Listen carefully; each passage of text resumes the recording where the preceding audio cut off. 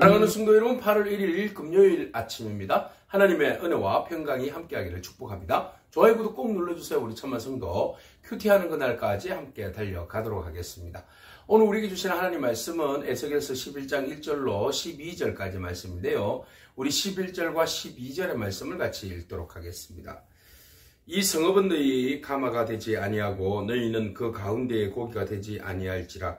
내가 너희를 이스라엘 변경에서 심판하리니 너희는 내가 여호와인 줄을 알리라. 너희가 내 율례를 행하지 아니하며 규례를 지키지 아니하고 너희 사방에 있는 이방인의 규례대로 행하였느니라 하셨다 하라. 아멘. 이스라엘 백성들을 향하신 하나님의 마음은 변함이 없습니다. 언제나 하나님께서는 이스라엘 백성들을 사랑하시고 그들이 하나님의 뜻 가운데 율례 가운데 바로 지키기를 원하시고 또 그리고 깨어졌던 하나님과의 관계를 회복하기를 원하시는 것이 하나님의 마음입니다. 어제 말씀에서 하나님의 영광이 예루살렘 성전에서 떠나가실 때 그냥 훌쩍 미련 없이 떠나시는 것이 아니라 미워도 다시 한번 그런 마음으로 아주 천천히 머물다가 떠나시는 주님의 모습을 바라봅니다. 하나님께서 이스라엘 백성들을 얼마나 사랑하셨습니까? 성전에서 이스라엘 백성들을 만나시고 또 이스라엘 백성들로 하여금 하나님께 찬미하게 하고 영광 올려드리게 하고 제사 지내게 해서 그 가운데 하나님과의 영적인 교제를 통하여서 이스라엘 백성들에게 복을 주고 또 이스라엘 백성들은 하나님을 예배 가운데 배움으로 또 그들은 그들 나름대로의 삶에 충만한 은혜를 누리게 되고 하나님의 임재를 경험하게 되는 그런 영적인 어떤 교제가 충만했던 그 장소, 성전이었던 것이죠. 근데 그 성전이 앞으로는 화려했지만 뒤로는 온갖 범죄와 온갖 우상숭배로 얼룩져 버린 그런 안타까운 현실을 바라보았던 것입니다. 그래서 하나님 미련 없이 이스라엘 백성들을 심판하셨는데 그 심판은 바로 다시 오염된 이스라엘 성전을 무너뜨리고 그곳에 새로운 성전을 세우시기 위함이었죠. 그래서 정리하고 청소할 때는 좀 가혹하리만큼 보기에도 끔찍하게 보일 수도 있습니다. 그러나 그것은 미움이 아니라 완전한 심판이 아니라 징계를 통하여서 깨닫게 하시고 회개케 하시는 하나님의 은혜가 그 안에 들어있다는 사실을 우리가 보게 되는 거죠. 자, 예루살렘 성전을 더럽혔던 무리들에 대하여서 하나님 분명히 심판을 하셔야 되죠. 왜냐하면 그들이 물들임으로 인하여서 백성들에게 미친 악한 영향력이 너무 크기 때문에 그렇습니다. 오늘 25명의 사람이 나오는데 뭐 학자들마다 이견이 있어요. 왜 예루살렘 성전을 등지고 동쪽을 향하여서 경배했던 태양신을 경배했던 그 무리도 25명이잖아요. 그죠? 근데 오늘 뭐 학자들은 12지파를 둘을 합쳐서 24명의 리더 1명을 합쳐서 25명 뭐 이렇게 이야기도 합니다만은 어쨌든 지도자 그룹이다. 지도자 그룹인데 이스라엘 백성들에게 선한 영향력이 아니라 오히려 악한 영향력을 끼쳤던 그 사람들에 대한 하나님 책임, 그들에 대한 심판을 오늘 말씀하고 계십니다. 그래서 여호와께서 동향문에 이르셔서 그 에스겔을 환상 가운데 끌어올리신 거죠. 그래서 그곳에서 25명을 바라보게 하셨는데 그 중에 뭐 중요한 뭐 아수리의 아들 샤냐도 나오고 브냐냐의 아들 블라다도 나옵니다. 자, 그들은 누구인가가 실체가 드러나는데 백성들의 고관이다. 리더들입니다. 리더들. 그러면 리더들의 역할이 뭡니까? 백성들을 하나님께로 이끄는, 백성들을 평안하게 살도록 공의와 정의를 행하는 그런 역할을 감당해야 합니다. 그렇죠? 그런데도 불구하고 그들의 역할을 제대로 하지 못한 직무유기에 빠져있는 모습을 우리가 보게 되는데요. 자, 하나님께서 그가 내게 이르시되 인자야, 이 사람들은 불의를 품고 이 성중에서 악한 꾀를 꾸미는 자다 그랬어요. 그러니까 이 사람들이 행하는 일은 불이고 성중에서 악한 꾀를 꾀했다. 그러면 성전에서 악한 꾀를 꾀하는 것이 뭘까요? 불의를 행하는 것이 뭘까요? 그죠?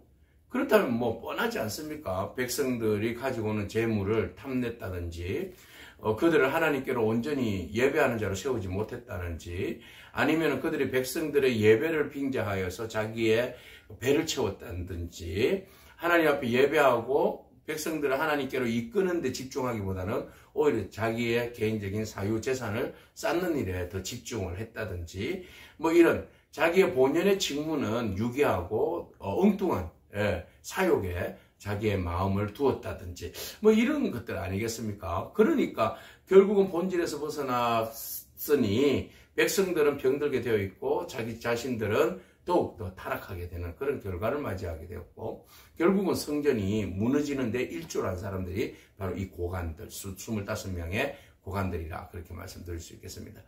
자, 우리가 우리에게 맡겨주신 일들에 대하여서 최선을 다한다는 것은 너무 중요합니다. 하나님께서 그 일들을 맡겨주신 것은 그 일들에 대한 책임감이죠. 그 일들에 대해서 권위도 주시고, 물론 그 일들에 대하여서 혜택도 주시죠.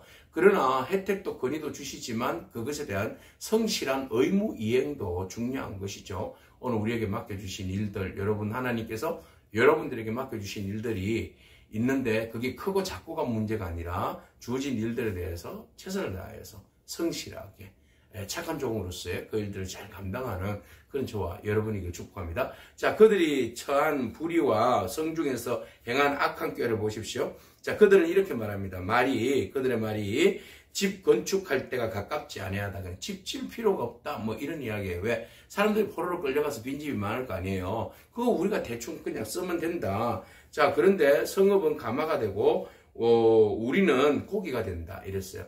성읍은 가마가 되고 우리는 고기가 된다. 부정적인 의미보다는 그들은 그렇게 안이라는 개념으로 이야기한 거죠.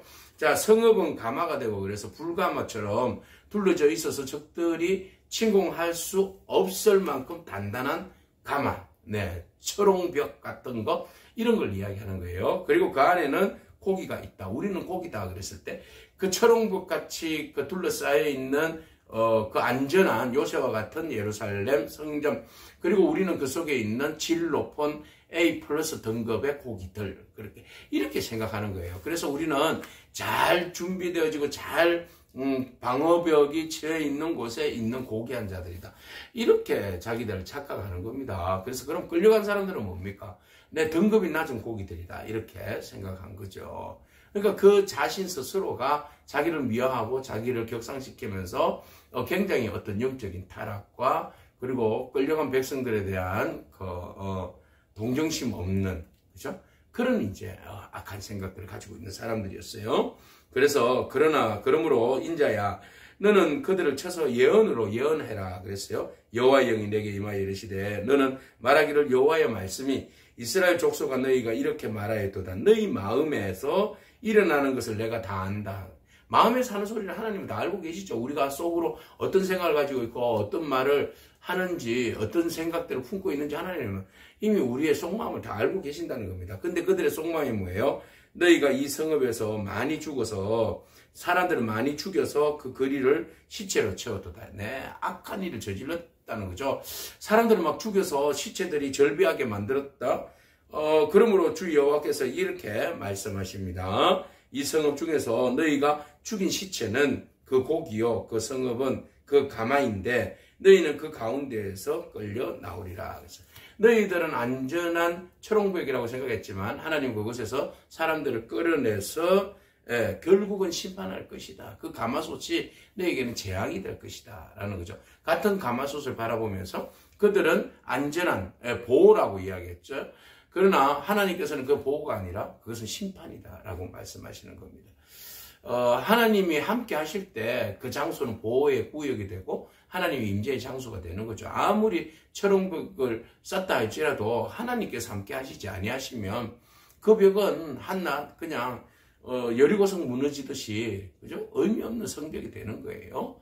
오늘 우리가 아무리 견고하게 우리가 지식으로 또 인맥으로 또 물질로 쌓아놓은 안정적인 이 가마솥이라 할지라도 하나님이 흩어버리시면 순식간에 불태워져 버리고 순식간에 바람에 날아가 버리고 우리 앞에 놓여있는 것은 아무것도 없습니다.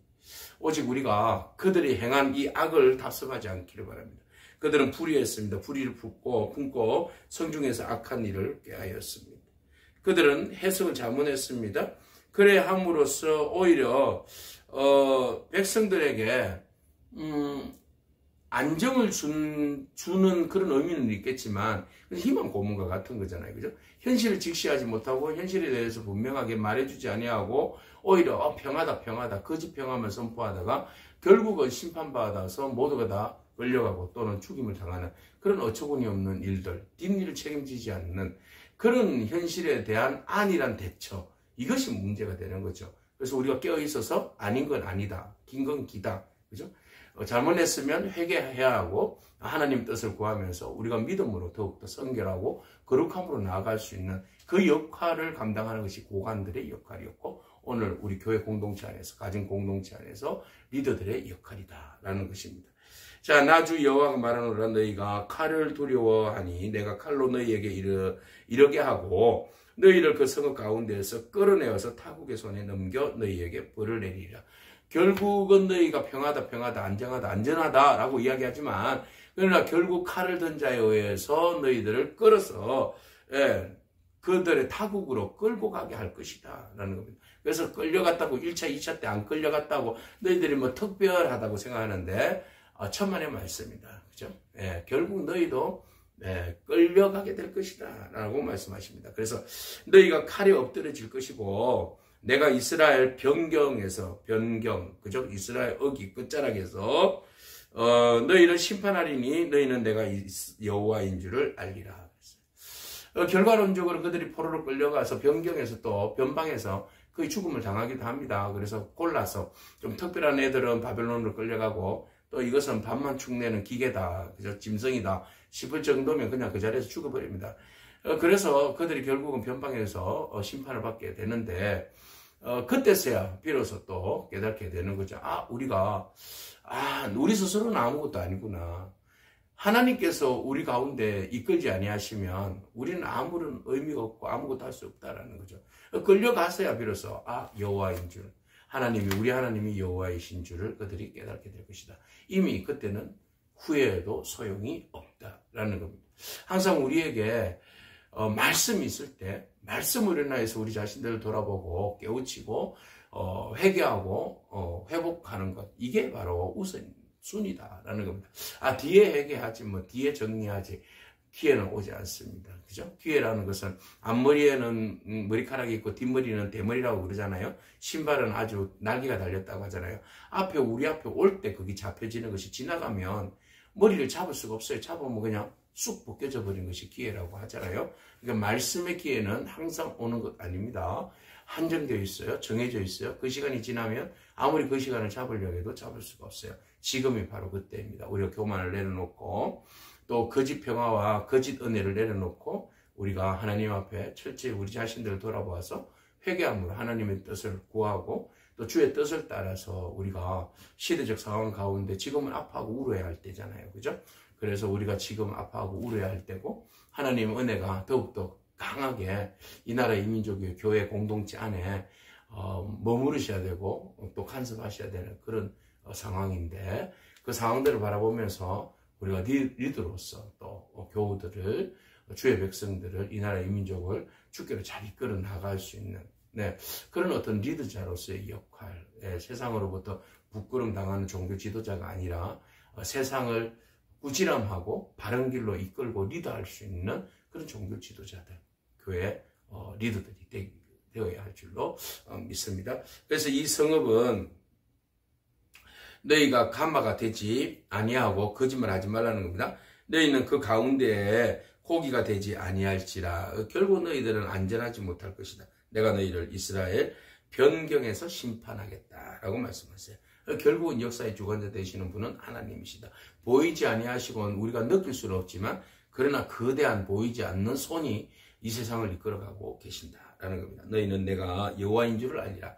계속해서 말씀하시잖아요. 에스겔을 통하여서 이 모든 것을 바라보고 깨달으는 겁니다. 여호와인 줄 알리라. 여호와인 줄 알리라. 그러면 이 말에는 희망이 있는 거죠. 여호와인 줄 알고 너희가 멈추고 그 자리를 회개하고 다시 하나님께 돌아오면 살 것이다 라는 것을 전제로 깔고 있어요. 그래서 하나님 끊임없이 강력한 심판과 또 강렬한 어떤 그런 액션을 말씀하시지만 그러나 그것은 마지막 경고의 메시지요. 살리는 메시지요. 우리를 하여금 구원에 이르게 하는 그런 은혜의 메시지다 라는 것을 우리가 먼저 깨달아야 할 줄로 믿습니다. 그래서 나는 너희에게 여호와인 줄 너희가 알리라. 너희가 내 율례를 행하지 아니하며 규례를 지키지 아니하고 중요하죠. 바로 너희가 말씀에 순종하지 아니하였다라는 겁니다. 너희 사방에 있는 이방인의 규례대로 행하였다. 왜 우리의 규례가 있고 우리에게 말씀이 있고 우리에게만의 하나님이 계신데 왜 이방인의 규례와 이방인의 신상과 이방인의 습관과 간섭과 우상숭배에 빠져야만 하는가? 이 어리석음이다 라는 거죠. 그래서 결과론적으로 이들이 심판을 받는 것은 바로 자신들만을 생각하는 그런 지도자이기 때문에 그래요. 자기의 안일함만 채우고 백성들은 안중에도 없는 거죠. 그죠? 그래서 오로지 나만 배부르고 나만 채워지고 나만 행복하고 그러면 된다라는 생각들 때문에 백성들을 외면함으로 백성들의 삶은 더욱더 피폐해지고 적들은 더욱더 강탈하고 그럼으로써 모두가 다 힘들게 되는 그런 이제 상황이 된 것이죠. 오늘 이스라엘 백성들의 성전의 멸망의 원인이 무엇인지, 또 그것은 개인적인 죄이기도 하지만 리더들이 제대로 리더로서의 어떤 역할들을 감당하지 못했기 때문에 오는 공동체 전체에 오는 아픔과 상처라는 사실을 우리가 기억하면서 여러분 앞에 선 여러분들이 먼저 주님 앞에 정결하고 겸손함으로 하나님의 뜻을 구하고 그 뜻대로 또 그 진리대로 우리가 용기를 내서 비굴하지 아니하고 당당하게 전가할 수 있는 그런 저와 여러분이기를 축복합니다. 아멘. 기도하겠습니다. 주님 감사합니다. 하나님께서 오늘 우리들에게 지도자들에게 원하시는 삶이 있고 결단하기를 원하시는 마음이 있는 줄로 믿습니다. 하나님과 사람들을 사랑하고 또 우리에게 허락하여 주신 공의와 정의의 정의를 실현하며 살아가는 삶을 우리가 살아내게 하여 주옵소서. 하나님의 심판은 우리로 하여금 거룩한 삶의 회복이라고 말씀하십니다. 하나님, 우리로 하여금 거룩함이 무엇인지 알게 하시고 깨닫게 하시고 또 그 거룩함으로 나아갈 수 있는 은혜를 우리에게 허락하여 주신 줄로 믿습니다. 우리가 더욱더 깨어 있어서 주님의 뜻을 구하며 믿음으로 나아가는 복된 인생 되게 하여 주옵소서. 예수님의 귀하신 이름으로 기도합니다. 아멘. 오늘도 믿음으로 승리하길 축복합니다. 아멘.